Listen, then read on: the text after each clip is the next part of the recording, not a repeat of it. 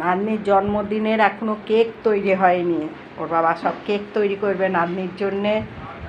আর সব সন্ধেবেলায় সব লোকজন আসবে, তো তাই পেস্ট্রি কেক তৈরি করবে, কিন্তু কারেন্ট ছিল না, ওই জন্য দেরি হয়ে গেল। দেখো, আসল জিনিসটা দেখা হয়নি, তোমাদের দেখানো হয়নি। ভাতটা দেখানো হয়নি। এই দেখো ভাত হচ্ছে, ভাত বসাবো, এখনো বসাইনি, ভাত বসাচ্ছি। এই দেখো বৌমা মাংস রান্না করছে।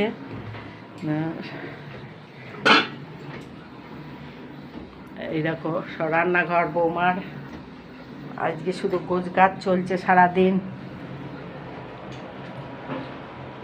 তোমরা জন্মদিনের আজ স্পেশাল দিন, তোমাদেরও নেমন্তন্ন করেছি, কিন্তু কালকেই বলে দিয়েছি, মনে করো না যে দিনের দিন বলছি, সবাই চলে এসো।